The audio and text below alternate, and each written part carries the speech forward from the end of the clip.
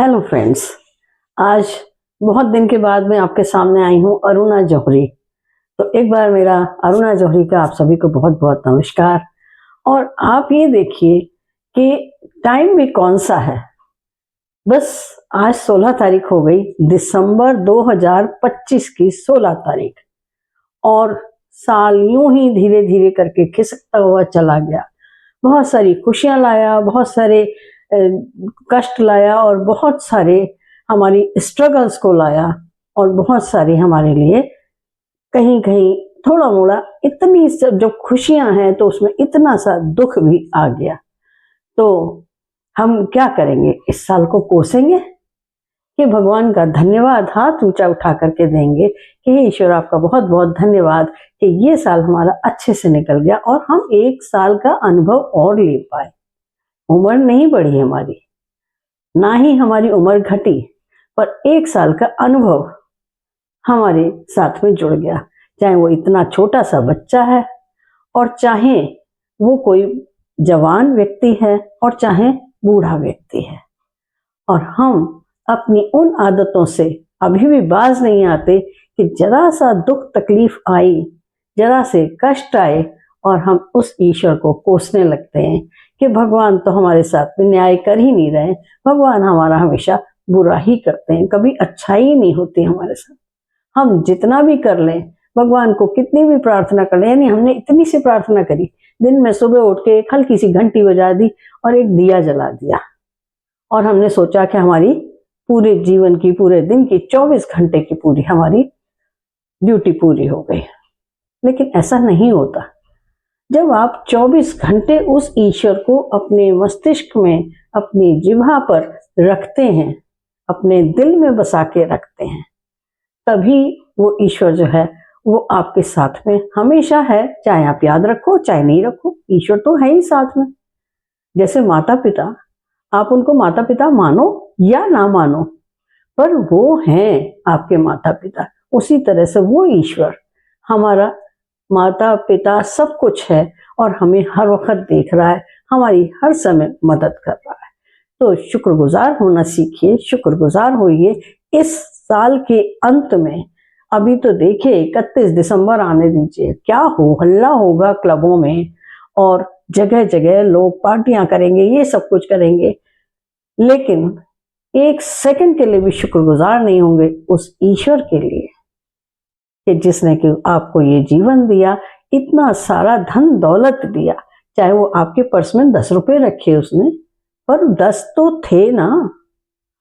उन 10 के लिए शुक्रगुजार होइए, तब आपको लाखों करोड़ों मिलने वाला है।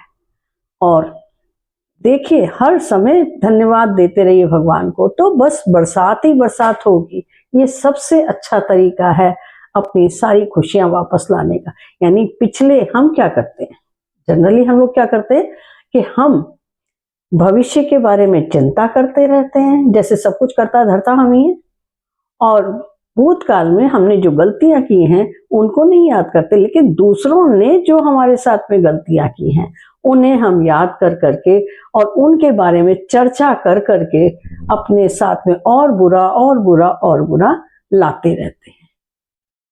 आप सोचिए, जैसा आपका विचार होगा वही वाइब्रेशंस आपके साथ में से निकलेंगी, और वो दूसरे को जाके कैच कर लेंगे। इस ब्रह्मांड में ये वाइब्रेशंस भरी हुई हैं हमारी। अब हमारे ऊपर निर्भर करता है कि हम अच्छी वाइब्रेशंस दें कि बुरी वाइब्रेशंस दें। भगवान जो कि हमारे यहाँ दिल में रहते हैं, हर समय रहते हैं, उस तरफ देखिए, जरा सा आंख बंद करके देखिए, विचार करिए, ईश्वर 24 घंटे आपके साथ है।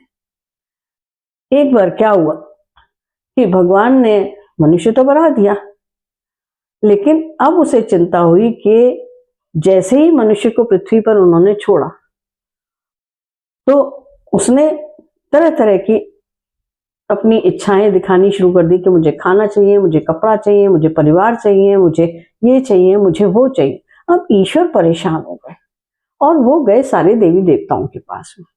हर एक से पूछा कि मैं क्या करूं, कहाँ जाऊं, जो इंसान मैंने बना के गलती कर दी है, इससे मेरा छुटकारा मिल जाए। हर एक ने तरह तरह की चीजें बताई। किसी ने कहा कैलाश पे चले जाओ, किसी ने कहा समुद्र में चले जाओ, किसी ने कहा चंद्रमा पे चले जाओ। सब ने अपनी अपनी तरह की अपनी सलाहें दी, लेकिन अंत में ईश्वर एक बुजुर्ग बूढ़े देवता के पास पहुंचे। उनसे पूछा तो उन्होंने कहा, अरे इसमें कौन सी मुश्किल वाली बात है। किसी के घर चोरी होती है तो वो सारी दुनिया में चोरी का सामान ढूंढता है, कभी अपने घर में अपने तकिए के नीचे नहीं ढूंढता। इसी तरीके से वो ईश्वर को सब जगह ढूंढेगा। कलयुग आने दीजिए, सब जगह ढूंढेगा। कभी इस मंदिर में, कभी उस मंदिर में, कभी उस मंदिर में, कभी पहाड़ों पर, कभी समुद्र में, कभी कहीं कंदराओं में, गुफाओं में, सब जगह ढूंढेगा। लेकिन एक जगह नहीं ढूंढेगा, और वो जगह है उसका अपना दिल, अपना मस्तिष्क। वहां वो कभी नहीं ढूंढने जा रहा।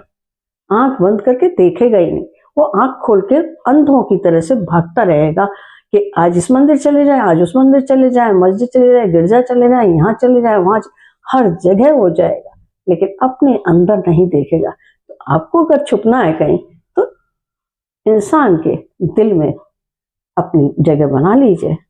जो सच्चा इंसान होगा वो हमेशा आपको अपने दिल के अंदर पाएगा और खुश होगा, और उसकी सारी मनोकामनाएं पूर्ण होंगी।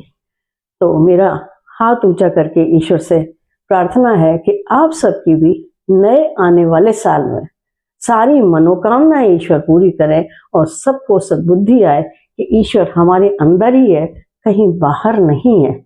और हमें दूसरों के साथ उनको आलोचना करने की जगह, पुराने जो बुरे कर्म हमने किए हैं उनको याद करने की जगह, हमें अच्छे कर्म और अच्छे कर्म करते जाना है, और भविष्य की चिंता ईश्वर पे छोड़ देनी है।